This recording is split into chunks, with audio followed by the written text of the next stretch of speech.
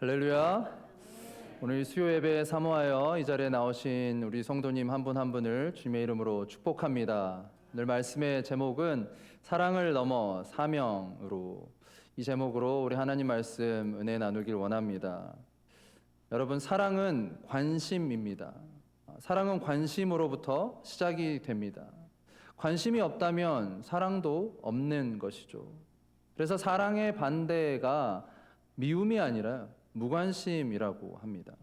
미움은 오히려 관심이 있다라는 증거예요. 무관심처럼 나쁜 것도 없습니다. 많은 사람들이 무관심으로 인해 병들어 죽어가고 있습니다. 오늘날 현대사회가 얼마나 병들었는지 보여주는 단적인 예가 고독사입니다. 옆집에 누가 사는지도 모르고 어떻게 사는지도 모르고 관심도 없습니다. 가끔씩 사망한 지 수일, 수주가 지나서 냄새가 나서 지독해서 가보았는데 이미 고독사한 그런 기사가 뉴스에 종종 나오기도 하죠. 고독사는 죽음의 형태 중에 가장 안타까운 죽음이라고 할 수 있습니다. 그만큼 우리 사회가 병들었고 우리도 바쁘다는 핑계로 어쩌면 다른 사람들에게 관심을 갖지 못하고 살아가고 있습니다. 누군가를 진정으로 사랑하게 된다면 우리는 관심을 갖게 됩니다. 관심을 가지지 않는 것이 이상하죠. 관심은 이 사랑의 원리이자 사랑의 방법입니다. 나도 사랑받기 위해 태어났지만 다른 사람들도 사랑받기 위해 태어난 것입니다. 여러분, 어떻게 하면 남에게 관심을 가질 수 있습니까? 마음으로만 관심을 가지는 것은 진짜 사랑이 아니죠. 진짜 사랑은 상대방이 느낄 수 있도록 관심을 가져주어야 하는 것입니다. 나의 시간을 들여, 나의 노력과 정성과 때로는 물질을 들여서 사랑을 표현해야 합니다. 사랑은 내 마음대로 내가 하고 싶은 대로 하는 것이 아니라 상대방의 필요를 충족시켜 주는 것이죠. 사랑이 어려운 이유가 바로 이러한 이유 때문입니다. 여러분, 오늘날 우리는 사랑이 결핍된 시대를 살아가고 있습니다. 우리가 살아가는 이 시대를 가리켜 성경은 말세라고 합니다. 마태복음 24장에 보면 예수님이 제자들에게 말세에는 어떠한 일이 일어나게 될 것인가 예언을 하셨습니다. 마태복음 24장 12절에 불법이 성함으로 많은 사람의 사랑이 식어지리라. 주님이 말씀하신 거예요. 많은 사람의 사랑이 식어지리라. 많은 사람의 사랑이 식어지고 있고 이미 식어졌습니다. 서로 사랑하는 것 대신에 미워합니다. 서로 아끼고 돌봐주는 것 대신에 다투고 시기 질투합니다. 여러분, 여기서 사랑은요, 세상 사람들의 사랑이 아닙니다. 예수님이 말씀하신 이 사랑은 믿는 사람들 간의 사랑, 그리스도인의 사랑입니다. 이 사랑이라는 단어를 보면 헬라어로 아가페예요. 아가페. 아가페는 세상 사람들이 할 수 있는 사랑이 아니에요. 믿는 사람들이 할 수 있는 사랑입니다. 그런데 믿는 사람들의 사랑이 식어진다라는 경고예요. 마지막 시대에는 주님을 향한 사랑도 식어지고 성도들 간의 사랑도 식어진다라는 그런 무서운 경고입니다. 참으로 무서운 세상에 우리가 살고 있는 것이죠. 오늘 본문 우리가 너무나도 잘 아는 말씀입니다. 예수님이 베드로를 갈릴리 바다에 찾아가 주셔서 다시 만나 주시고 그를 사랑해 주시고 그의 사명을 다시 회복시켜 주시는 본문입니다. 여러분이 요한복음이 총 21장으로 되어 있죠. 사복음서가 이제 마태, 마가, 누가, 요한복음인데 사복음서에 우리가 주인공이 있다라고 하면 예수님이겠죠. 예수님이 사복음서의 가장 중요한 인물입니다. 이 사복음서는 예수님의 말씀, 예수님의 가르침, 예수님의 행적을 기록하고 있어요.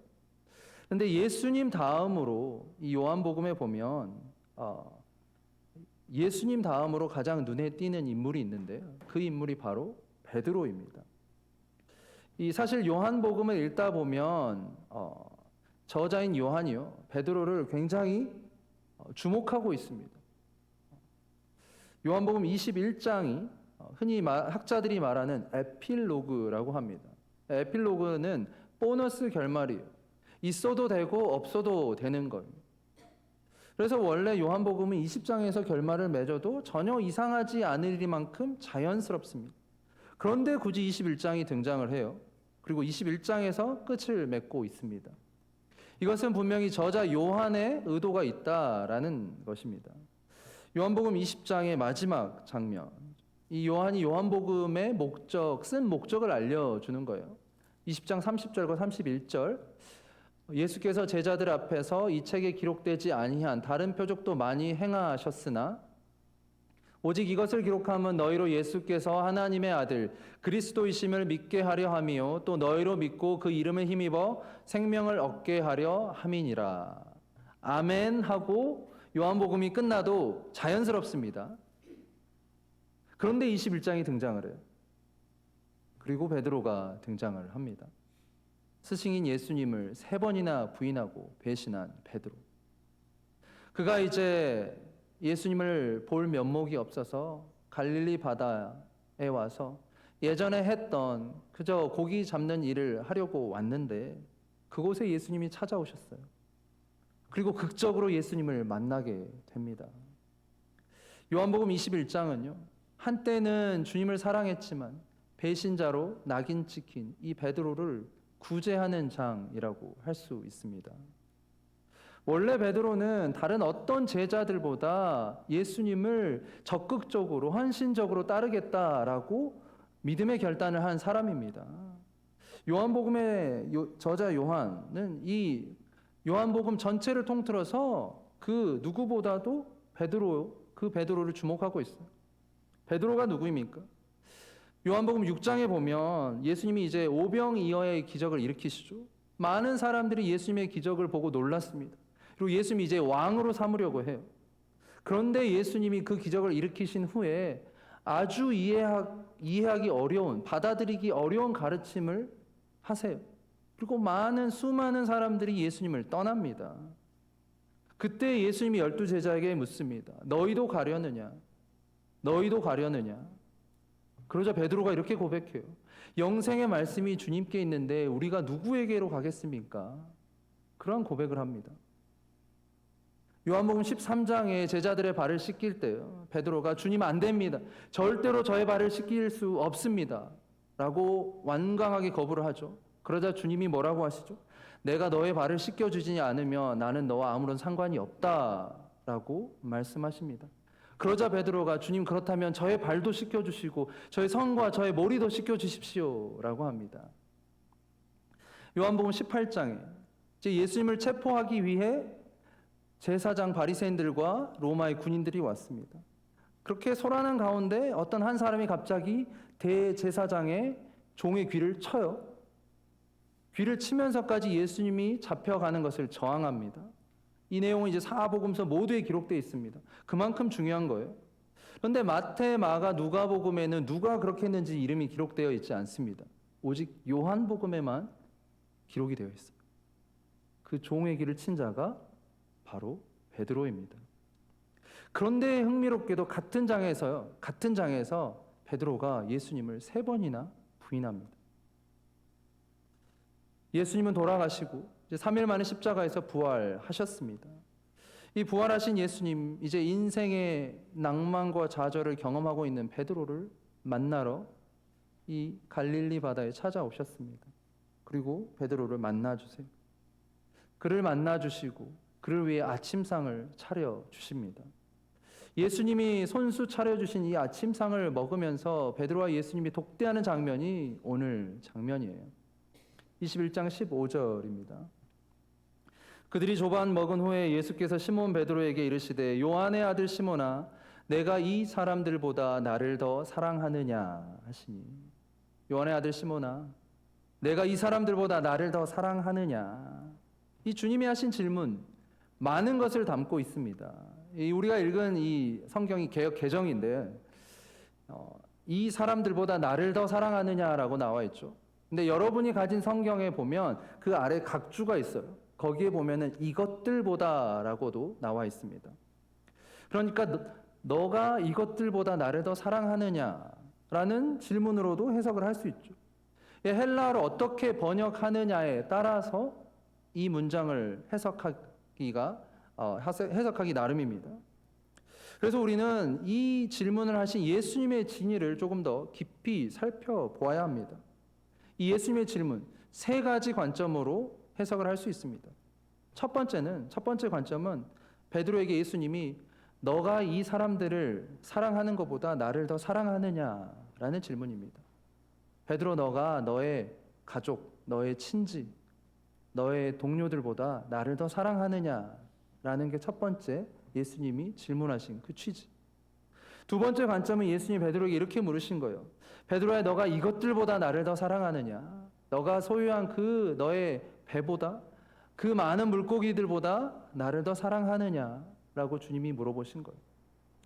마지막 세 번째 관점은 베드로에게 주님이 너가 이 사람들이 나를 사랑하는 것보다 나를 더 사랑하느냐?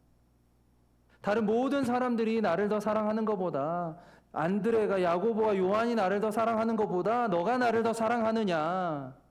주님이 그렇게 물으시는 거예요. 이에 대해서 베드로가 뭐라고 대답해요? 주님, 내가 주님을 사랑하는 줄 주께서 아십니다. 주께서 아십니다라고 대답하죠. 베드로는 일찍이 다른 제자들을 능가하는 헌신을 하겠다라고 작정한 사람입니다. 그렇게 예수님께 고백해서 다른 제자들보다 항상 먼저 앞서서 대답했습니다. 모범 답안을 제시했어요. 많은 제자들이 떠나갔을 때 너희도 가려느냐? 베드로가 뭐라고 대답합니까? 영생의 말씀이 주님께 있는데 우리가 어디로 가겠습니까? 예수님이 제자들에게 내가 가는 곳을 너희는 지금 따라갈 수 없다.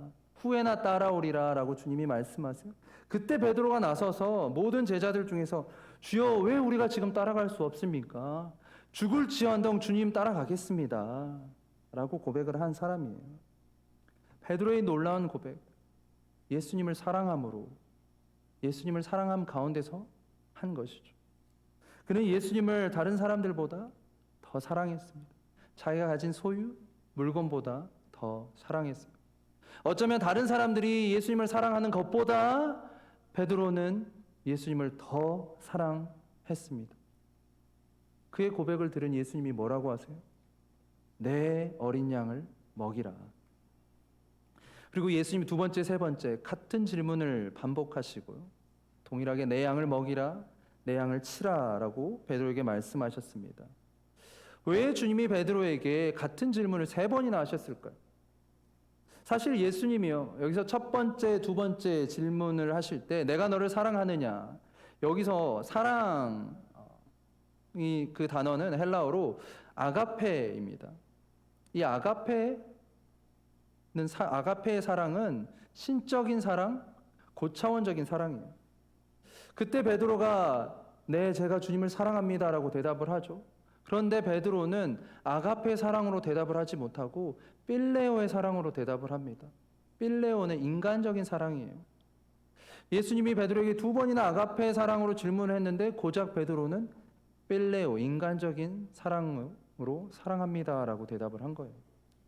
그래서 주님이 이번에 세 번째 질문을 하실 때는 필레오로 질문을 합니다. 너가 나를 필레오의 사랑으로 사랑하느냐? 그때 베드로가 이제 근심하며 대답합니다. 주님, 제가 주님을 사랑하는 줄 주께서 아십니다. 역시 필레오로 대답합니다. 여러분, 왜 베드로는 근심했을까요? 사실 베드로는 이 필레오의 사랑으로도 주님에 대한 사랑을 증명하지 못했습니다. 예수님을 세 번이나 부인했어요. 예수님이 베드로야, 너가 나를 필레오의 사랑으로라도 사랑하느냐라고 물으셨을 때 예수님을 배신했던, 그 세 번 부인했던 그 순간을 떠올렸을 것입니다. 그리고 그가 근심했습니다. 베드로가 예수님을 세 번이나 부인했어요. 그럼에도 예수님은 베드로를 책망하거나 꾸짖지 않으셨습니다. 그에게 단지 내 양을 치라 라고 말씀하셨습니다. 베드로에게 내 양을 치고 내 양을 돌보고 먹이라라는 목양의 사명을 주셨습니다. 여러분이 베드로는요, 자신의 약속을 지키지 못한 패배자입니다. 실패자입니다. 그런데 주님이 그에게 양떼를 맡기셨어요. 사실 이게 얼마나 놀라운 일입니까? 여러분은 여러분의 가장 소중한 물건, 어떤 것을 믿지 못하는 누군가에게, 여러분을 실망시키고 배신한 사람에게 맡길 수 있습니까? 저라면, 아니 여기 앉아 계신 모든 분들이 그렇게 하기가 힘들 거예요. 그런데 주님이 베드로를 여전히 사랑하시고 그에게 양들을 먹이고 칠하는 사명을 주십니다. 베드로에게 그 막중한 임무, 책임을 부여하셨습니다. 그리고 여기서 우리가 한 가지 주목해야 할 점이 있는데요. 주님이 베드로에게 너의 양이 아니라 나의 양을 치라라고 말씀하셨습니다. 나의 양을 치라. 베드로는 위탁받은 사람입니다. 위탁받은 자로 예수님의 양을 돌보고 먹이는 일을 하라라는 명령을 받은 것입니다. 사랑하는 여러분, 우리가 사역을 하다 보면 우리에게 맡겨주신 영혼들이 있죠. 그 영혼들을 잘 돌보고 섬겨야 하는데 그렇게 하지 못할 때가 있습니다. 우리에게 맡겨진 영혼들이 버거울 때가 있어요. 우리가 지쳐서 그럴 수도 있고, 우리가 맡은 양들이 우리를 힘들게 하고 우리를 어렵게 하기 때문에 그럴 수도 있겠죠. 나는 열심히 돌본다고 하는데 그 양이 혼자 상처를 받아서 울타리를 치고 밖으로 나갈 수도 있고요. 그럴 때 우리는 어떻게 합니까? 조금 해보고 안 되면 그만두나요? 여기까지 해야지, 안 되겠네. 알아서 다른 교회 가서 신앙생활 하겠지. 조금 지나면 좀 쉬다가 다시 돌아오겠지. 라고 생각하시나요? 이 양이 우리 양이 아니에요. 내 양이 아닙니다. 주님의 양이에요. 하나님이 맡겨주신 이 양들이라면 우리는 끝까지 책임의식을 가지고 주님의 양들을 돌봐야 합니다.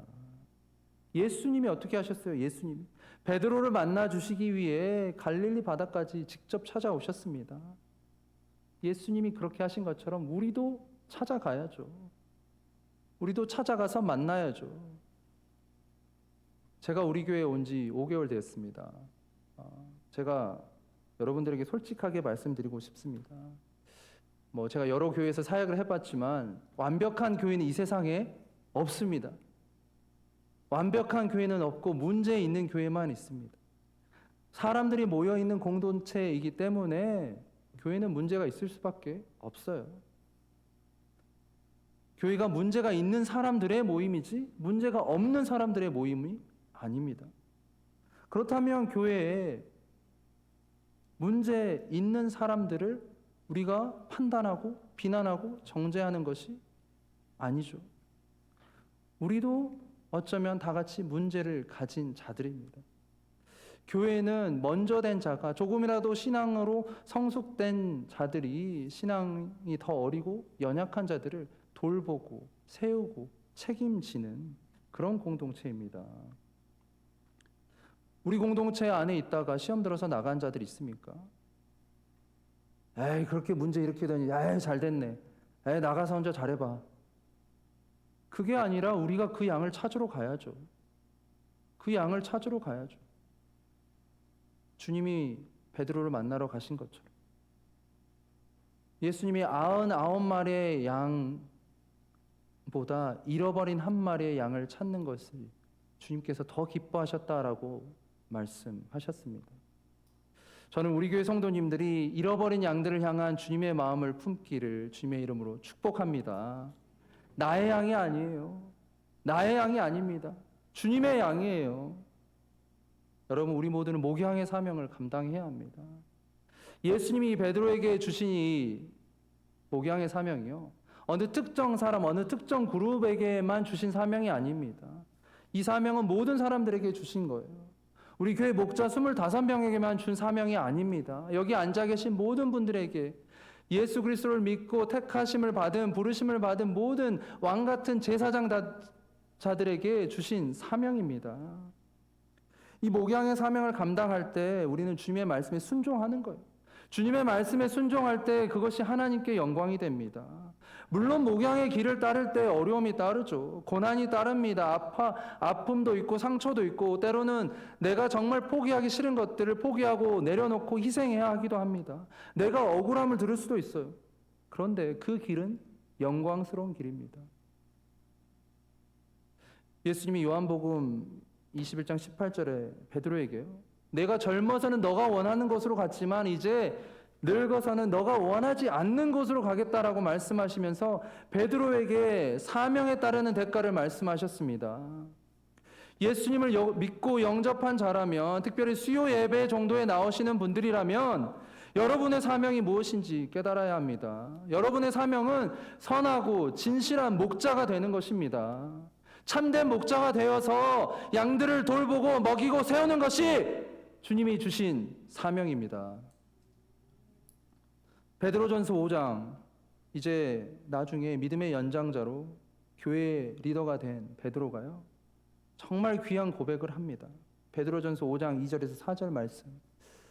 너희 중에 있는 하나님의 양 무리를 치되 억지로 하지 말고 하나님의 뜻을 따라 자원함으로 하며 더러운 이득을 위하여 하지 말고 기꺼이 하며 맡은 자들에게 주장하는 자세를 하지 말고 양 무리의 본이 되라.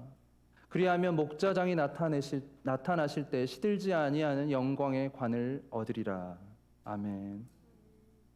목자장이 나타날 때, 예수 그리스도 앞에 우리가 설 때 예수님이 영광의 면류관으로 우리에게 갚아주시겠다라는 약속의 말씀입니다. 2024년 우리의 헌신과 열정이 다시 살아나야 합니다. 우리의 목장들이 다시 활성화되어야 합니다. 목장을 중심으로 우리 교회 사역들이 다시 활발하게 살아나야 합니다. 주님이 우리를 목장 가운데, 목양 가운데로 부르셨습니다. 여러분, 이 목장이 목장의 역할을 다 하려면요, 여러분 한 분 한 분이 목양의 역할을 해야 합니다. 목자 25명만 하는 게 아니에요. 저는 여러분들이 주님을 사랑하는 마음으로 양떼를 돌보시기를 주님의 이름으로 축복합니다. 주변에 힘들고 지쳐있는 영혼들, 양들을 돌아보시고요, 그 방황하는 양들에게 다가가세요. 찾아가세요. 그들을 위로하고 기도해주고 다시 신앙으로 회복할 수 있도록 여러분이 그러한 통로가 되기를 축복합니다. 그것이 주님이 우리에게 주신 사명이에요. 부르심입니다. 우리가 주님을 사랑하면요, 그렇게 할 수 있습니다. 그렇게 해야 합니다. 사랑하는 여러분, 우리 모두가 목자라는 심정을 가지고 주님이 맡겨주신 이 양들을 잘 먹이고 잘 세우기를 주의 이름으로 다시 한번 축복합니다. 그렇게 할 때 주님이 우리를 칭찬해 주시고 영원한 상급으로 갚아 주실 것입니다. 그렇게 결단하시는 여러분들이 다 되시기를 주의 이름으로 간절히 축원드립니다. 아멘.